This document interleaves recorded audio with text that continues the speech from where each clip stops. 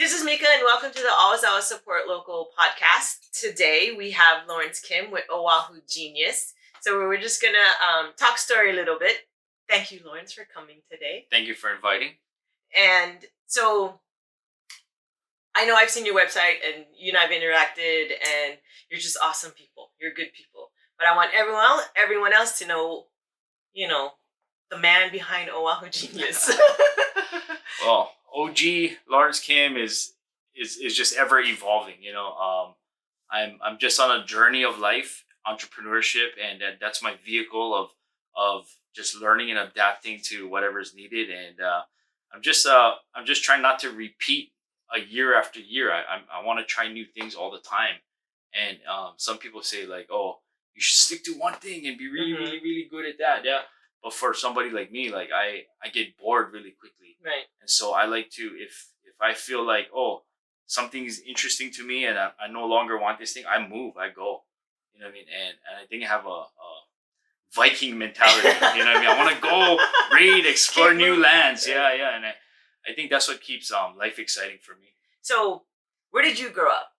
I grew up born and raised in Honolulu, Hawaii, local boy, downtown Honolulu. I grew up in two extremes. My grandmother was in the bottom side of Liliha, Kukui Gardens, Mira Rights area. And then my parents were on the top of the mountain at Alewa Heights, but they were always working. So daytime with grandma, night times and weekends with my parents. And so I had two like different types of friends, if I can say it that way. That's a good way to put it. Yeah, and so I was interesting to both sides because I brought some of that up here and I brought some of that, like, those kids stuff down here. You know what I mean? The kids with all the toys and games and all that stuff, and the kids with nothing who just did whatever they wanted. Like, I was like the bridge, So you connected the dots. Yeah, you influenced them. Influenced them. I think I was always a wannabe because I could never really truly fit in. I wasn't really from the hood, but I wasn't really from the suburbs, and so I was always a wannabe trying to fit in, and I brought whatever I could that was new and different to other people, and I think I do that even today as I live my life and do my things, But even at a young age, knowing that you bought two very different worlds, you know what I mean, and kind of cross paths, you know what I mean, you could have influenced them and they not even know it, you know? Right. I wasn't aware of it at the time, but looking back, I was like, wow, that I was always fighting to be relevant. You know what I mean? that's like key. Because I was an only child and I was always, always struggling to fit in, and so like I always brought the topic. I always brought what we need to be doing and the ideas and things like that, and I think that played a big role in shaping who I am today. So what inspired you to create Oahu Genius? Oahu Genius is just the evolution of where I am now. I come from a lifetime of making big mistakes in my, growing up and trying to figure out where I fit in. And, when people see my logo is OG, people automatically, it draws their attention to it, and they think of whatever they think of when they see that, right? Like, oh, original gangster. They have OG. their own association. People see, it's a well-recognized thing. So I use that purposely in branding to make a conversation out of it. But then my name is Oahu Genius. So like I'm the guy that comes with all the ideas and connections and plugs to everything here on Oahu, right? And I think I have a good connection with that because I go around and I meet people every day, just like you're doing with this interview. I get to meet people every day and learn about their business, learn about their purpose, learn about their life, and then figure out how that could benefit other people that I know. Because not everybody is something that I do something with, but there's someone I know that they could use them, and if I introduce them, they would be great, right? And I think that's what I like doing most in Oahu Genius. Correct. And especially in Hawaii, we live on an island, and it's all about connecting with people, networking with people, and as long as they have that same mindset and headspace, like, okay, we're gonna give back and benefit, you know what I mean? Because we're all working here together and we have to be here. Right. So did you have a mentor growing up, or? I didn't really have a mentor in my life. Like I said, I was a wannabe for most of my life, and even today, I would call myself a wannabe. I see things and model after things that are exciting to me, or people that I feel like, oh, I want to be like that, and then I'll model that. I'll do whatever it is to become a version of that. But then, like, when I become those things, sometimes I realize that's not really what I want to do. Like, I'll make it simple. Like, from when I was a kid, I wanted to be like the older kids and cool kids, ride bikes and watch sports and do the things that they did. I'm not a sports watching guy. I don't watch football or anything like that. But I wanted to do that because the older kids were doing that. When I got into the streets and we're running around, hanging out with all my friends, nobody had money. The older kids would give us money to go Manapu a truck and you know, like, I was like, oh, how those kids got money? And so as we grew, they were like, oh, they're in gangs and stuff like that. Oh, cool. Let's make a gang, you know? and when we were in gangs, the older kids all had money. Oh, what are they doing? Oh, they're in the back doing what the older kids do. Right. Oh, I want to do that. I want to make money. Go hang out with them. See, oh, where did they get their money from? Oh, they get their money from all these other guys that come by, and I like be like them. And so I always kept graduating into things and poking my nose in things and went down the wrong path because that's what was exciting to me. Now, if I did have mentors, if I did have somebody to guide me, maybe I would be interested in other things at that time, right? But I was lucky enough that I got into trouble and faced my consequences at a younger age, where I could reshape and reset and reevaluate and see how I got to where I am. And like you're asking me about mentorship and mentors, I think that's really, really important. It's really important to have people you respect and can follow. To have OGs that you could follow that would lead you in the right path, right? I mean, I've been to places where all the OGs on the island, go. And when I got there, I realized they're not really all that. Right. You know what I mean? And it's not for you. And it's not for them either. Right. You know? But that's just the consequences of what a lot of people look up to until it's too late. Yeah. Right. When I got to reset and do all of that, I realized, okay, well, the game is the same. I go out there. I just got to find other things I'm interested in. One of the things I'm interested in is money. Right? That's a good interest. Right? And so I start following people and listening to people that have more money than me. You know? Not faking that they have more money or things like they're really doing stuff out there. They're really doing stuff out there. And it challenges a lot of the things that I hear, learn, and believe. You know, like, I hear all kind of nonsense. Oh, you gotta do this. You gotta go on social media. But some of the biggest bosses and people making money I know don't even have a profile. Yeah, right. That's true. So I gotta learn from all angles and figure out, like, okay, like, where do I fit in all of this? Right. You know what I mean? So mentorship is very important. And to your question, I didn't really have a mentor. I just pick and chose where I went as I went. And currently to today, I could say where I am today would be my first president at the Waikiki Trolley, Maki Kuroda. She took me under her wing and she just kind of opened up the whole business world to me. She took me in like a mom. I started out there as a driver, just entry-level driver, and I worked all the way up to vice president in just a short amount of years. And it's because that lady just allowed me to make millions of mistakes, make all kinds of drama. But I was there. Doing all the work, putting in all the work, all the hours. When we let everybody go in COVID, 200 something employees, I volunteered myself and my girlfriend. Oh, let's keep this company alive, Maki. We're getting broken in, people stealing all the catalytic converters and all that. I'm gonna live in the warehouse until this COVID thing is over. Yeah, in Mapuna in that airport area. And me and my girlfriend, we lived in one warehouse for 2 years, redoing the whole company, getting it ready for launch. We didn't know that the lockdown would take 2 years, right? But we lived in a warehouse for 2 years, keeping that thing alive. And right now, you look them on the streets, they're up and running. They had the head start. They were ready to go while everybody else was kind of on pause for 2 years. Yeah, we was going for 2 years on life support. We kept that on life support. And by the time it was time to open, it was up and running. And I think being prepared is the key, you know. believing and preparing. She must have saw something in you, and you had that internal drive and motivation.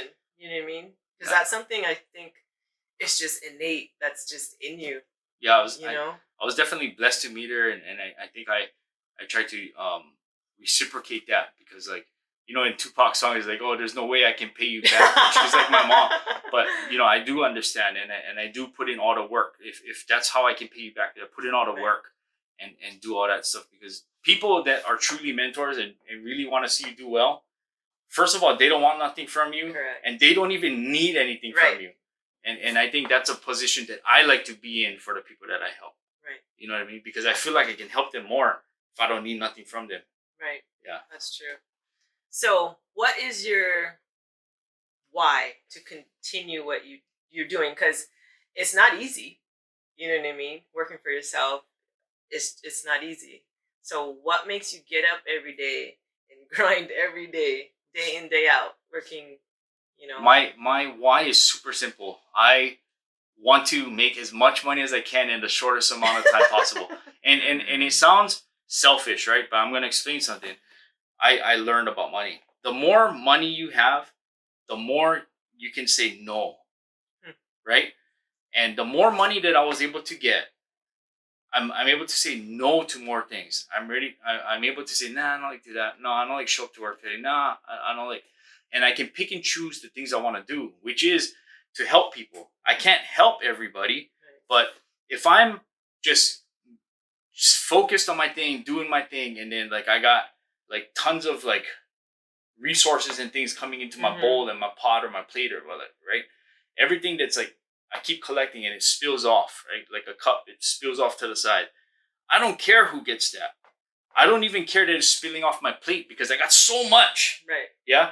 So if I spend my time focused on me and getting all as much money as I can have more stuff spilling off my plate and benefiting people around me, and not even tripping about like, oh, you owe me or you got to pay me back, because I no more time for all that.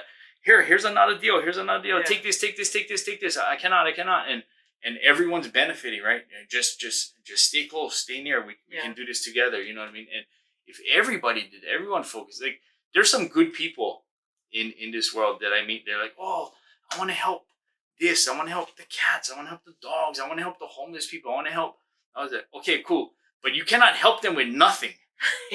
Yeah? Right. You cannot help. Right. Like, you cannot just throw up GoFundMe pages all day long, and like people get tired of that. Like, you gotta focus on yourself. Do what you gotta do. Get as much as you can, and just indirectly give back. You know what I mean? Don't make it a sacrifice from yourself, because then you got all these feelings like, oh, bruh, ooh, this guy owe me. Oh, you know what I mean? Yeah. Never sacrifice yourself. Put yourself in a position. Right. You know, just you want to be sustainable. You know what I mean? And that's what I want to teach, like, or help all the people I know, or get into that mentality. You know what I mean? Especially with all the stuff. Oh, it's so expensive to live in Hawaii. Or the housing. Oh, we need this. We need that. We need. Well, yeah, but I mean, sometimes we asking for the wrong things. Yeah. You know, like all my Hawaiian friends, they asking for all these things because they just follow somebody with their own agenda, right? They asking for lo'is and farmlands. Bruh, your kid's not even gonna like farm if you get this land, yeah? How about you go ask for the stuff that's bringing in the money? Right. Instead of fighting tourism and things like that, yeah? Why don't you guys take some of that? Take some of that, and then once you guys have all the money, then you guys can do whatever you guys like. You know what I mean? And maybe that's the new lo'i. That's the what the land produces now. Maybe you gotta take that and take all the resources and then redistribute that. You know what I mean? But I mean, just a shift in the mentality. You know what I mean? That's what I want to try to get out there. You know what I mean? I'm not for or against anything. I'm just saying we gotta think differently. Right. You know? That's key though, because your mindset and your headspace is what drives people. Right. You know, and even if you can influence it in a positive, good way, like in a forward movement way, everyone's all the better. Especially in Hawaii, when we're all here on the same island. Right. You know, like we're all here. It's 2 degrees of separation. We're all here. Yeah. So, you know, make it a better place. So yeah, I totally agree with that. But that's a good explanation of making money, because when people hear that, they're like, oh my gosh, she's greedy. But it's not. Yeah, it's not. It's not, once you hear that perspective and mindset behind that statement. I feel like the greatest thing you could do, or the most selfish thing you could do in the world, is to play small and just like, feel sorry for yourself and not contribute to others. Contributing to others is the best feeling and the most selfish thing you could do. Like, it feels so good to be able to help other people. Yeah? But every time I had to do that, and it was something that I couldn't afford, or I had to go out of my way to do it, I felt even if that was like my like friend or brother, I was like, oh, bro, like, really? Okay, brother, you sure? You sure? I don't want to feel that way anymore. So I just make sure that like I know what I can give without worrying about. You know what I mean? And I think more people should adopt that mentality. Like, why play small? We're here for such a short amount of time. Right. Yeah. Right. And you don't need to build huge legacies and Apple Corporation or Amazon. You don't need to do all that. It doesn't cost. If you wanted to live a good life, you eat out every day, you can. It doesn't take much. You don't need to go for the moon all the time, right? Just take care of all your people. Take care of yourself. Take care of all your people, and find what that is. We live in Hawaii. We live in Hawaii, where the whole entire world travels to. Facts. And spends all their money for a once in a lifetime vacation. Right. And if they're rich enough, they come 2, 3, 4, 5 times. Right. Yeah. But Hawaii itself, if you look, we spend hundreds of millions of dollars on marketing this place as a destination. Diamond Head and Dole Pineapple and the pictures of the palm trees and beaches and all of that. The marketing is already done for where we live. Right. Yeah. All we gotta do is stick our hand up there and grab some of that as it comes by. Instead of sitting around and saying, "Oh, how come I don't can?" You can. You know what I mean? There's people on every single island, 24/7, 365, going around spending money. How do you get some of it? Right. You know what I mean? And that's what I want people to see. Like, instead of fighting the tourism, figure out how it can benefit you. Go get with your community. Figure out how can we take back control. Like, I got friends in Kahalu, right? Many tourists go by there, and that place is their own like little trip in Kahalu. Like, everybody knows each other type of place, yeah. But then they go over there is what, like the sandbar, yeah. Oh yeah. Sandbar. They're like, oh, okay, everybody goes to the sandbar. If you go to the sandbar any day of the week, hundreds of tourists over there, yeah. Not a single person in Kahalu has a permit to do business on the sandbar. Really? Why? That's your ahupua'a. Right. Yeah. Let's figure that out. Like, let's figure that out. Like, there's policy and there's permits and all that stuff. Why is it that we even bother to put ahupua'a signs around if the people of that community cannot benefit from that ahupua'a? Right. Yeah. Like I said, stop asking for just the lo'i. Right. Right. There's other pieces of land that are producing right now. Grab that. That's yours, right? My Hawaiian friends always like, hey, this is our land. It is. So, like, take it. You know what I mean? So, they're like, just instead of always like picketing and like, oh, now we don't like this, we don't like that. Like, figure out why. Well, what is there? What is it that you really don't want? How much is actually going through your neighborhood? Learn about it, right? Sometimes we blindly follow leaders without knowing why. That's the hard part, especially with tourism, because you have people who are on both extremes. Yeah. You know what I mean? But there's got to be a middle ground, because we're Hawaii. We have tourism is part of how we sustain ourselves. It's the major thing. It's what feeds everyone indirectly and directly. Like, even if you don't work in Waikiki and you work like in Kalihi or in a warehouse or doing laundry somewhere or janitor, it's all because all this money is going into tourism. Even all the like construction, doing the road work, doing all the tree trimming, doing all that stuff. It's all because of tourism, right? So how do we figure out how that, when you say no to it, what does that mean? What industries fall if you take that away, right? How can we get a bigger piece of it? How can we become owners of hotels? How can we take back some of this stuff? Instead of complaining that, oh, they sold to a mainland guy, oh wow, get together with your organizations, get together, hooey up, and then figure out how you can buy it and redistribute some of those jobs. You know what I mean? The hard part is having that influence on their mindset to change from negative to an opportunity. Well, I think I think even the people that are negative or against it, right? Having them understand that this is how we get back to whatever it is that you're trying to get back. Right. Yeah. Everything takes money, and if tourism is the money and that's the means to an end, then you guys got to control the money and then figure out what you want to do. Not stop all the money. Right. That's not a solution. Yeah, it's not a solution. You need the money. Right. Going back to what you said, as far as like people, like local people, all joining together. I know Stephen has mentioned in the past before, like he has these ideas as far as like a bunch of local people banding together, putting in, all their money in a pot and taking control, or buying a hotel, taking control over tourism, like sustainable tourism. You know what I mean? Getting a piece of that pie. Because local people can. We just have to do it together. And I think local people are doing that, but in their own little huis. Yeah. If it was like a bigger hui, like there's so much money and organizations out there. There's the Kingdom of Hawaii. There's the Kamehameha schools, and they all do that already. But how does that benefit the average resident in our island? It doesn't. There's a disconnect. Yeah, there's a disconnect there. So when you do that, when these organizations with the money do that, then they redistribute those jobs and find the most best candidate for the job, right? And that doesn't always happen to be somebody that looks like us, right?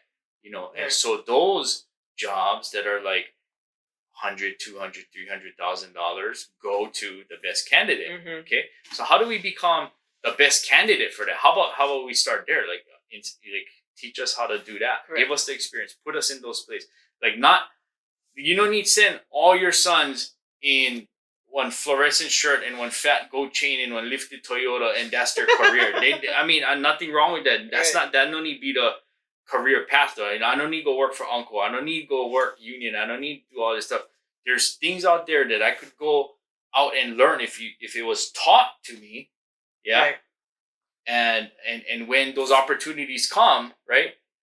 Hawaii could say, "Oh, we want to hire all within our hui. We want to hire within our people," right? But that's not the case right now. Yeah. So going back to what Steven said, on a smaller level, if we did create investment huis and get more educated on our finances and stuff like that, we could get together, buy small hotels or small properties and grow from there, right? And it doesn't even have to be in Hawaii. You know what I mean? Like I said, it doesn't take much, right? We could build a community in Vegas. We could build a community in Utah. We could build a community anywhere where, however far your money will go, it will sustain your hui. Will get you to a point where you can start saying no to more things, and then you can make a difference because your bowl will start to get filled up. Right. People are always looking like, "Oh man, it's so expensive to do this in Hawaii." Okay, if it's too expensive, then where can you do it to make money? Yeah. Do something. If everyone's buying our land, cool. We're gonna buy all their land. Yeah, we're gonna buy all their land. We're gonna make money over there, and then we'll come back here and we're gonna do whatever we like do. You know what I mean? And so people just gotta think outside of, get uncomfortable a little bit. Go voyage. Go explore. Go into the unknown and see what's out there. Learn how other people do it. I think that's the key. Not just staying stuck and if like, oh man, the average price is like $800,000, $900,000, $1 million. I cannot do nothing. So they just let 10 years go by, 20 years, 30 years, their whole life go by with saying like, I cannot. Yeah. Go find out where you can do them. Then go. I don't know, North Carolina. Go figure out how to do that process over there and get a couple $1,000 coming in every month, so you can say no to work and then go figure out all those things. Yeah. And eventually it'll get to a point where you can pass that to, okay, here, son, here's how you do them. Right. Here's how you do it. Yeah. Here's how you get unstuck. You know what I mean? Here's what dad did, so you don't need to do them. You know what I mean? But I feel in Hawaii, there's a lot of mentality of just being stuck. Yeah. Like we get trained into all these narratives that like they preach the past about like, we know more enough. You're taking Mhm. all our land. Mhm. We need help. That's just teaching us or programming us or our generation that we always need assistance. We don't need assistance. This is our land. This is our place. This is our home. This. Yeah, Right. why we need assistance? Yeah, you need assistance when we take this place back. Yeah, so like that mentality, band together, like that, like our island and everything that we believe in and all this stuff wasn't taken. I'm not promoting violence. Wasn't taken peacefully. Right. Yeah. There was some aggression to it. And so you're not gonna take them back peacefully. Right. I tell you that right now. You like wasn't taken peacefully. You're not gonna get them back peacefully. And so, and some of my friends get mad. Yeah, I'm like, in the olden days, yeah. I don't know. I wasn't in the olden days, but had on village, yeah. They get the people who stay in the village, yeah. Right. And the people that go out and go to war, yeah. Right now, we don't want anybody going out to war. We only get people in the village holding signs. Right. Yeah. And I'm not promoting violence, but I'm just saying, like, in order for change to happen, everybody got to get on the same page and make that thing happen and understand why it's happening. Right. Like, if we're going to all lift up from whatever we're doing every day and go protect the Mauna, yeah, why are we doing that? Yeah, why are we doing that? Why did we do that? Right? I hope everybody understands, right? Why did we stop? Right. I hope everyone understands, right? It's not something that we can just sustainably and peacefully do long term. It's not realistic. It's not realistic. Yeah. It's not realistic, right? And sometimes we stop things without understanding, right? Like we stop things. Oh, we don't like the super ferry, and now everybody we like the super ferry, right? Yeah. Or how we got to understand all these things are just happening to us, and we're not doing anything about it. We just want to complain about it. But yeah, that's true. But we all have the power to make the changes that we need to change, especially like if we get together, it's unstoppable. Any time that the locals have gotten together to make a change, they made the change. It made a difference. It made a difference. It made a shift. And so they have to go all the way through with it, though. You know what I mean? True. It's finding people with that mindset and that headspace and that drive. Yeah. Surrounding yourself with those people to make that change, because it has to start, and it just starts with us. It starts with us and what we do. It starts with the individual freeing ourselves. And like I said, like the reason why I go after money is because I can say no to more things. Right. And the more of us that can say no to our everyday things that hold us down, then the more powerful we become. True. Because then we have the freedom and the resources to do what we got to do. You know what I mean?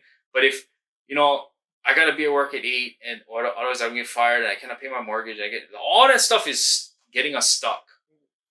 You know what I mean? Yeah. And but we got to go make this difference in the world. Right. Yeah, but I got to pay my rent. I got my private school tuition is high and all I need gas in my car. Cannot. You know what I mean? So we got like it's selfish to not go all in and chase after everything that you can grab.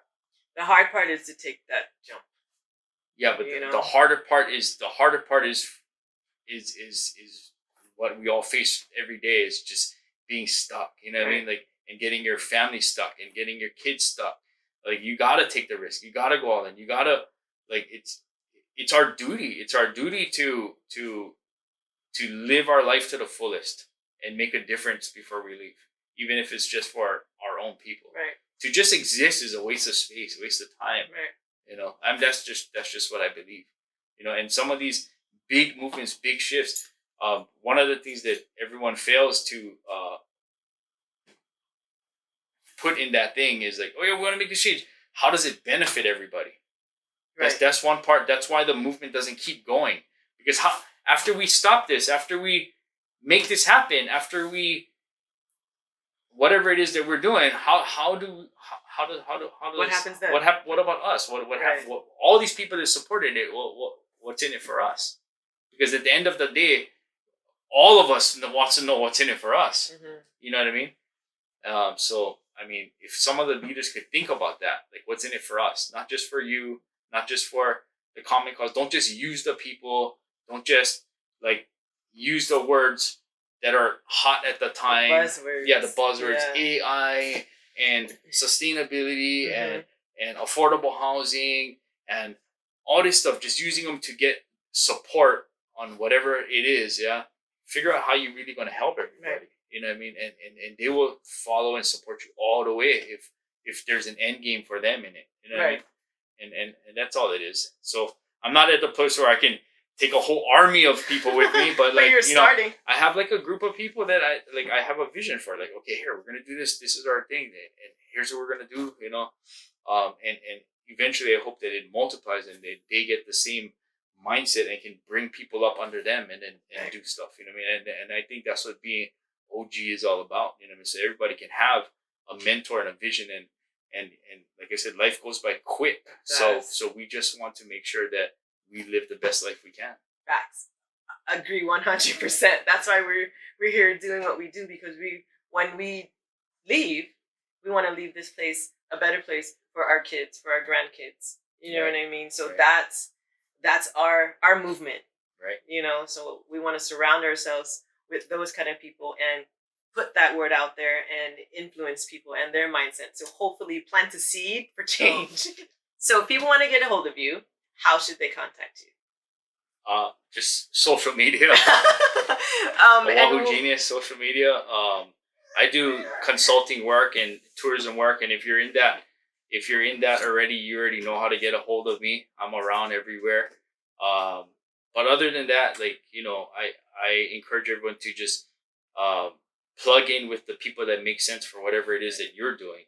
Don't just randomly follow people, right? Like I said, my mentors are always like, I see something exciting, cool, I check out what that's about, and then that always opens up more doors and identifies new people in that, right? And so it's a never-ending game, right? And so that's what gets me excited. That's cool. So we'll put Lawrence's information in our Instagram and YouTube, but I just wanted to say thank you. And remember, always support local. All right, we'll talk to you soon. Stay blessed.